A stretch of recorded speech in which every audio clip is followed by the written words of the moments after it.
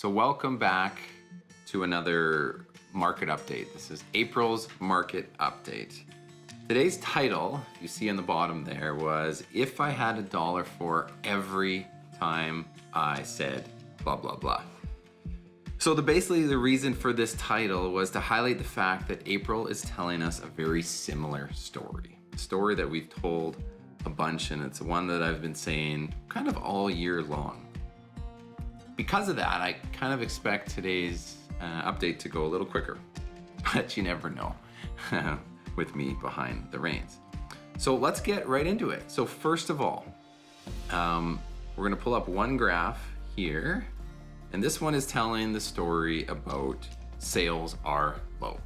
Fact, we can't hide that. Take a look at the graph showing that April has had the lowest total sales figures since before the start of the boom. Now this graph doesn't even go further back. There's even lower. If I went back 3 or 4 more years, we'd still be lower today this April. So that's fact number one. Slow start to actually as long as I've been in this career. Number two, pull up the next graph for me, Dave. That's this one. So new listings. Right, that's always something we watch. As we get closer to the spring market, what's going on with new listings? And what I can tell you is that this line looks pretty boring, doesn't it? So what it is we're basically seeing the same new ramp up in new inventory as we have basically for the last decade. There's 2 little bumps there that happened a while ago, but pretty much it's the same as it's been the last 8 years. So nothing new to report there. And then I'll pull up the third graph to hit on my third fact. The only thing I want you to care about is that red line down the middle on purpose. Actually, it's my tool only has a red line, Dave. So, but prices, as you can see, if you can see that small thing, only thing you need to know, prices are holding despite the slow start, and despite the inventory new listing ramp up. What the band is telling us, benchmark sales prices are basically flat. Year over year, there's been no change. So, okay, there's some stats. Great. What does the market actually feel like right now? To me, it feels like in August, or it feels like a typical February or March. And what I mean by that is our spring has come really late. And so has the pace of our housing activity. So April really felt like the warm-up before the spring selling season. But the trouble is, we're already in the spring and we want it now. So, and it also feels like August in a sense, where August is when things start to slow down. The summer vibes are out, barbecue season is rampant. That's the way it still kind of feels. We're kind of waiting to see things get going, and we're hoping that that's going to start to happen here soon. Now, there is a however. However is we are currently selling more properties monthly, 50% more than what we did in January and February. So if you were in the market as a seller then, and you're still on the market, you should be seeing higher sales activity. If you're not, now's a very sneaky spot to sneak a little price reduction in there and get a update so that you can get recirculated to the new wave of buyers that is coming. Now, if you're a buyer now that's been looking since January, February, where things were 50% slower, what you'll notice is homes are actually starting to sell out from under you. Despite how slow it is, there are homes that are selling very quickly in a short amount of time, and you might be noticing that has changed a little bit from when you started looking and have yet to find that dream home. All right, so let's dive into price ranges. Is there a difference in the price ranges out there between what's really selling well and not? And is there something worth talking about? The best performing price brackets in the non-luxury, so $1 million, sub-$1 million and below, in April there was 2 standouts. It was the $400 to $450 range, so slightly below the detached average price, and then the $550 to $600 market. Those little mini markets we're doing better considerably better than the rest of the $0 to $1 million housing mark. So if you are in those price bands, sellers, you're gonna do a little bit better. You're gonna have a little quicker days on market. But if you're a buyer, you better act a little quicker as well because things are going well. Now, the one thing I'll put as a caveat, none of these price brackets from 0 to 1 million are doing better than they were last year still. These ones just happen to be doing the best of the worst in a sense. Now for luxury, last month when we were talking about luxury, it was million all the way up to 2.5 million. We're all doing considerably better than last year.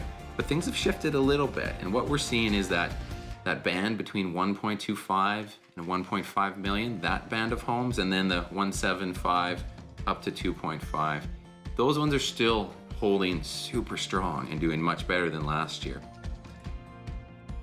But I think it's because you're seeing the ones with the price bracket slightly higher slide downward into these two zones. So I don't think it's actually as reigning as strong as the data is showing. I think there's some skewed bit of information, but nonetheless, the luxury market is still doing better than the sub-million market. All right, so that's kind of the macro view. Let me talk to both the buyers, the sellers, and now the greater Calgarian, the homeowner, and we can talk about what's going on and why you should care about all of this. So for the buyers, I wrote down here, get off the fence.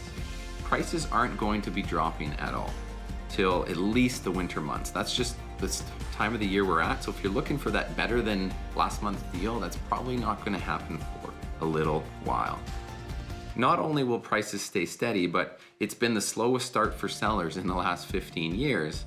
So they're a little bit frustrated, and it will be the most amicable, and they at this time will be the most amicable towards a great win-win versus the next 6 or 7 months because they are feeling the pinch.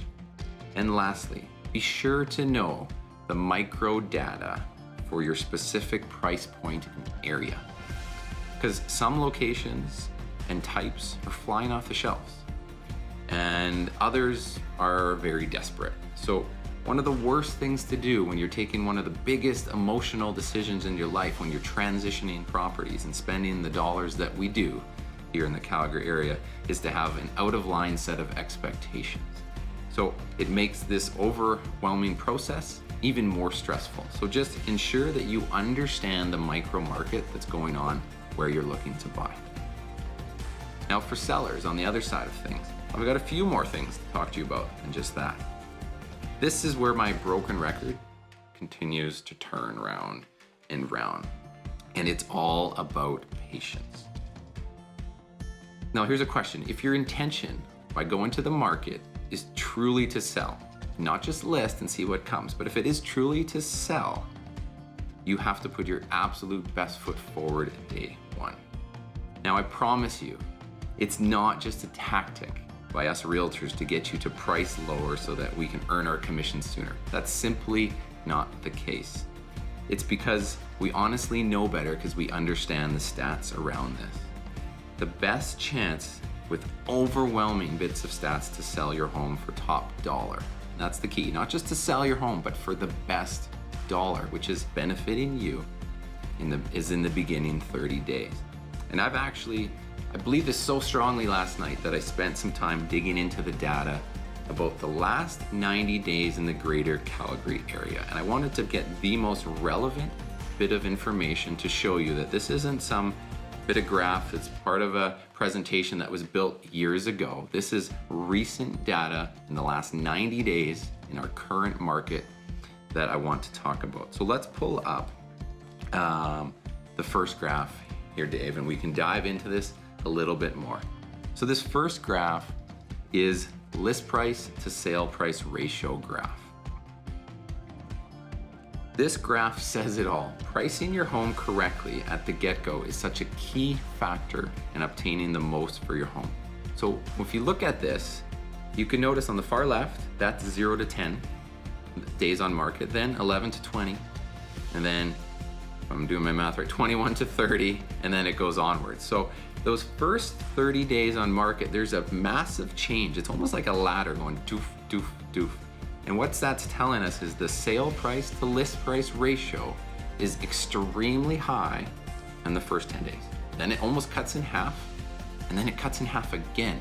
So that is actually taking money out of your pocket the longer it sits on the market. And that's very, very important. If you base this off of the average sale price, so when I pulled all of the data from the last 90 days, the Calgary and area average sale price was $485,000.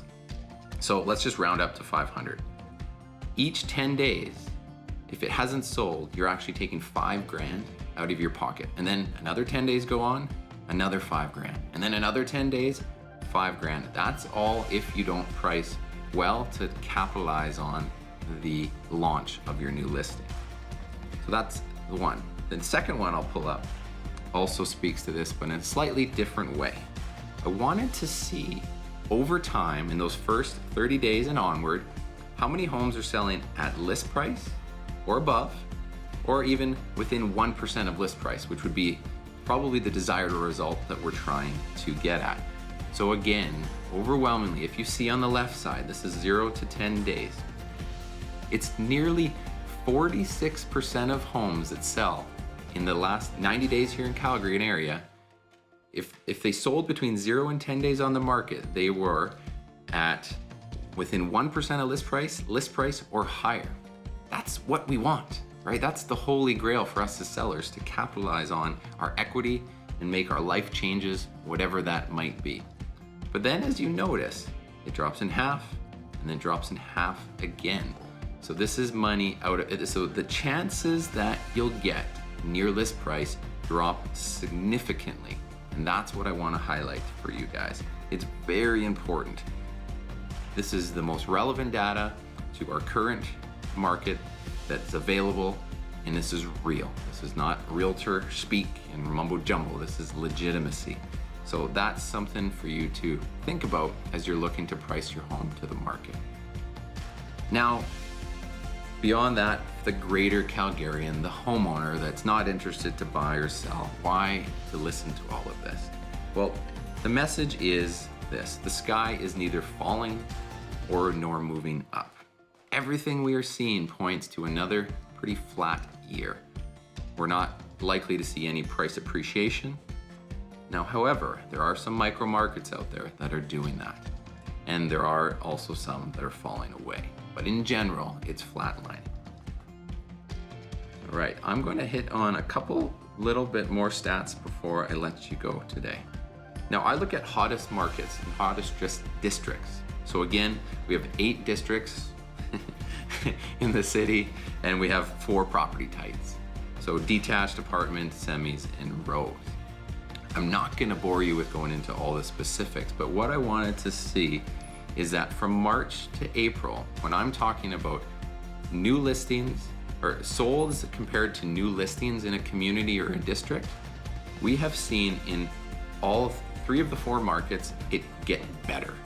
So that's what we want to see. More homes sold in relation to new listings in our last 30 days across apartments, 7% up, semis, 8% up, row homes, 3%, and then our detached market is basically flat. So that's all great news. We're seeing it go in the right trajectory. Now, I also look at best in performing markets around price. Everybody wants to know, is my house going up or down? Now, again, this is super specific to all the different areas, but there is one thing that I wanted to point out. The semi-detached market. This one is interesting. It is going from nearly 10% appreciation year over year to minuses in the 6s. So if you're in that property segment, be careful. Understand what's going on. Ask your realtor the big questions, because wow, it's quite a smorgasbord of things that is going on. But that's enough about stats and data. Hottest communities, it's actually been the funnest thing that a lot of my realtors get value out of. And then for those of you that are looking right now, you might fall across one of these. When I say hottest communities, it's either it's having the strongest sell-through of new product. So as a listing goes on the market, how many of them every month are selling? and then also the months of supply. So how long is it taking to sell through everything? Those are two strong indicators of how things are doing in a community. And lo and behold, last year's dominant, hottest community came up again, and this is Riverbend. It is doing extremely well once again. Very, very quick sell through. Another couple that are also doing very well is Chinook Park, Queensland, Westgate, and Scenic Acres. So those would be my picks right now for hottest communities based on the sell through, how quickly buyers are snapping up those properties as they come on the market. So that's it, guys and gals. Thanks again for tuning into another market update with us. I'd love to know, if you're still hanging around, how many of these updates have you been watching? Are you new to them? Have you been around for a while? What is it that you get as far as your takeaways? If you are still watching at the end of this, for one, I love you. Thank you for doing that. But I'd love to get a little bit of feedback as we keep massaging this Facebook Live thing. Anyways, have a fantastic month. Enjoy the sun that's finally coming, and we'll talk to you again this time, this channel, next month.